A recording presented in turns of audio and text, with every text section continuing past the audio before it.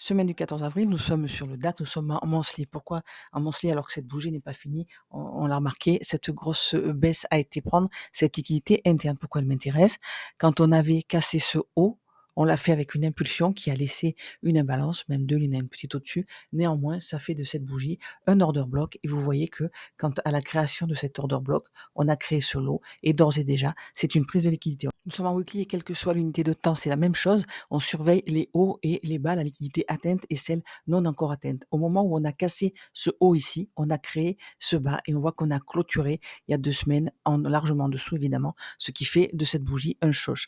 À la création de cette bougie, elle nous a laissé une imbalance entre ce haut et ce bas et on intègre toujours quand il y a un volume imbalance comme ça, à l'imbalance qui est collé, on intègre, ce volume imbalance. Néanmoins, la semaine dernière, on n'a pas réussi à aller chercher ce niveau.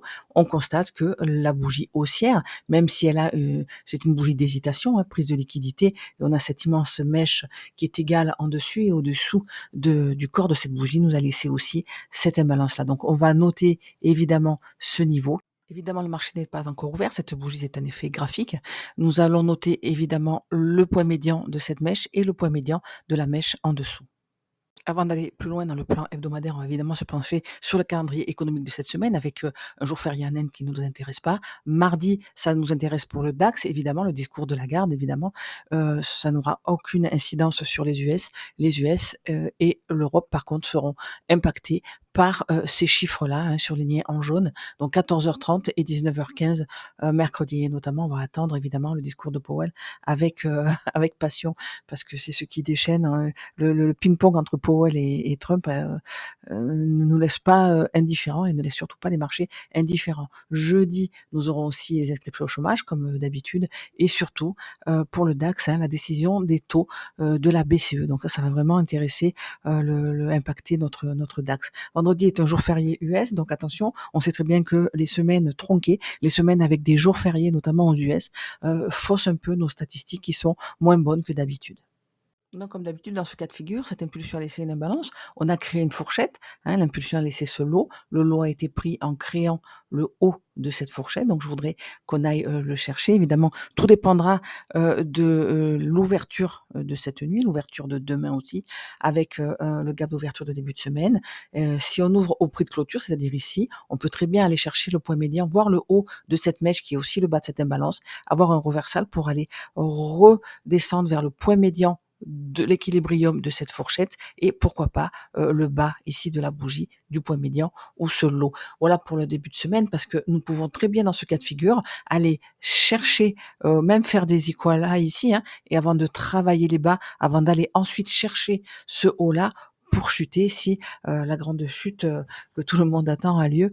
Mais je me méfie un petit peu des grands mouvements comme ça que tout le monde attend. En général, ils arrivent mais, très, très en décalé. Donc on peut très bien avoir encore un retracement haussier en début de semaine, même si, la chute se poursuit. Pourquoi je parle de chute? Tout simplement parce qu'on a, pris cette liquidité, donc on a un petit peu ouvert la porte et on laisse cette liquidité en attente, un peu comme, on l'avait, fait ici quand on avait pris cette liquidité-là. Vous voyez qu'on a fini par aller la chercher. Donc ça, c'est un pic de liquidité qu'on ira chercher à un moment ou à un autre et je me dis pourquoi pas, une fois qu'on a travaillé cette latéralisation, on peut calculer en MMXM, les modèles de teneur de marché.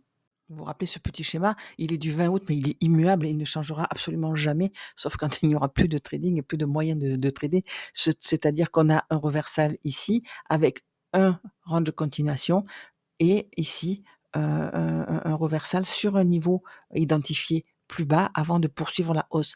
Néanmoins, vous le savez, moi ce que je veux, c'est que dans cette chute-là, on ait, 2 ranges de continuation et le troisième, je le prends vraiment au sérieux comme un reversal. Donc ici, en weekly, donc on est toujours en très grande unité de temps, si nous avons un reversal, nous pouvons très bien, calculer ici un range de continuation baissière. Donc attention à ça. Néanmoins, moi j'ai ce haut qui m'appelle là. Pourquoi? Parce que très souvent, quand on a une bougie haussière comme ça, on a 3 bougies baissières, une bougie haussière, on crée notre fourchette et très souvent, on va rechercher, même si on ne le prend pas, même si on fait des equals dessus, même si on n'arrive pas tout à fait à l'atteindre, on va rechercher ces niveaux avant de poursuivre la chute. Donc, j'aurais tendance selon comme on ouvre demain bien sûr, mais à être baissière et à attendre évidemment un niveau au-dessus du prix pour le shorter comme d'habitude. On est en H4 avec les hauts et bas de vendredi. On aura aussi les hauts et bas de session, les hauts et bas, weekly et monthly évidemment. Je n'ai pas tout sur ce graphe-là. Vous voyez qu'il a été nettoyé clean avant, l'analyse. Ce gap d'ouverture, lui, a bien été refermé. Ça nous a laissé, ce qu'on peut considérer comme un breaker, même s'il n'y a pas de bougie concrètement ici. On en face, on a cette bougie-là qu'on peut considérer comme un breaker, ce qu'on est en train de travailler.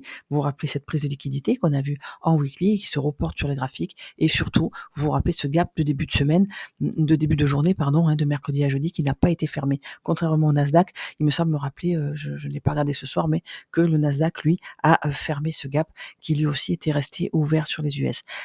Donc impulsion haussière qui nous a laissé cette imbalance ici que nous sommes en train de travailler. Nous avons travaillé ce bas, nous n'avons pas travaillé le haut. La seule liquidité que nous avons prise, c'est le haut de cette, bougie ici. Donc est-ce que ça suffit? Nous avons fait un swing high quand même puisqu'il y a, un point haut avec 2 mèches plus basses à sa droite et à sa gauche. Donc, est-ce que ça va suffire ou est-ce que nous allons le chercher? J'aimerais bien qu'on remonte le chercher et qu'on aille travailler ce haut et ce gap d'ouverture de début de journée de la semaine dernière comme nous l'avons fait sur les US. Donc constatation, quand on a créé cette bougie baissière, on a créé cette imbalance dont le point médian correspond pile au plus haut, de vendredi. Quels sont les POI qui fonctionnent et ceux qui ne fonctionnent pas pour nous donner une direction? Ce POI baissier a donc fonctionné, mais celui-là a été fermé à la hausse automatiquement, pardon, et on a créé, cette imbalance haussière. Donc nous sommes encore une fois dans une latéralisation, on a atteint ce niveau de breaker et on a des niveaux qui nous appellent au-dessus. En dessous de nous aussi évidemment, mais quand on a cassé ce haut, on a créé ce bas, nous sommes donc dans cette trend. On a été travailler l'équilibrium et ce que je voudrais voir moi, c'est comment on ouvre, je le répète encore lundi et comment on va traiter cette imbalance-là. H4 à gauche, M15 à droite, on voit que c'est vraiment à haute résistance. Pourquoi? Parce que la session de New York a été une session interne. On n'a pas réussi à casser ni le haut ni le bas de Londres. On a quand même cette grosse prise de liquidité, mais on n'a pas eu la force de concrétiser. C'est pour ça qu'il nous faut vraiment l'ouverture de cette nuit, de demain, surtout l'ouverture de Francfort, pour voir un petit peu où nous en serons. Si nous avons un gap haussier, je m'attendrai à ce qu'on retrace à la baisse pour s'appuyer, pourquoi pas sur ce POI si on l'a cassé, et aller chercher notre niveau ici des 21 680 et je voudrais bien qu'on aille travailler enfin cette imbalance. Si on n'arrive pas à le faire, vu que les US, eux, l'ont déjà fait, on peut très bien avoir ici le reversal qui va nous permettre d'aller chercher la liquidité en dessous. Évidemment, dans un premier temps, les 19 560, le point médian de cette mèche ici, qui est ce market shift, vous vous rappelez le niveau ici qu'on a été chercher, le niveau de prise de liquidité, puisqu'on n'a pas clôturé en dessous, et en dessous de nous encore, les 19 007. Les autres niveaux en dessous, il faudra les chercher en weekly. On voit bien que là, on est limité à la traîne baissière, l'immense short dans lequel on est. Cette impulsion haussière qui a laissé une imbalance, néanmoins, nous éclaire et va nous dire, voilà, est-ce que ce niveau tient, on va chuter pour aller chercher et poursuivre ce grand retracement baissier, ou est-ce qu'on a été faire ce pic de liquidité, aller chercher cette liquidité et qu'on va travailler des plus hauts avant de poursuivre ou pas cette immense hausse qu'on a depuis des mois, depuis des années. Donc voilà, le terrain de jeu, en gros, pour moi, pour la semaine, va de ce low à ce haut ici. C'est assez rare qu'on ait une amplitude prévisible ou qu'on puisse anticiper de 3600 points en une semaine. Vous le savez, limiter les volumes, c'est très dangereux. On a des bougies monstrueuses. Donc en 3600 points pour du scalping, c'est quand même assez énorme, c'est assez inédit. Donc faites bien attention et n'intervenez que sur vos POI H4, M15 et pendant les macros, pendant les kill zones. En dehors, de toute manière, c'est du temps perdu. Le prix, travaille, va chercher sa liquidité interne, donc ça va vous rendre fou et en plus, vu l'amplitude des bougies, c'est un coup vraiment à perdre, les comptes. Donc, encore une fois, vérifiez par vous-même, de ce bas ici au haut, du gap d'ouverture, de jeudi, il y a 640 points. Donc c'est assez rare qu'on ait une possible amplitude pareille. Encore une fois, je me répète, mais c'est tellement inédit que on ne sera jamais assez, averti, on ne sera jamais assez prudent. Voilà, donc on va voir si on arrive à ouvrir en gap haussier ou en gap baissier pour aller chercher ces niveaux et ceux-là. Si on ouvre en gap baissier, je m'attendrai à ce que ce haut ici tienne ou alors je connais de chercher juste limite pour poursuivre la chute et repasser en discount de cette trend-là. Je parle de la trend évidemment qu'on a créée à la hausse qui est probablement juste pour le moment un retracement.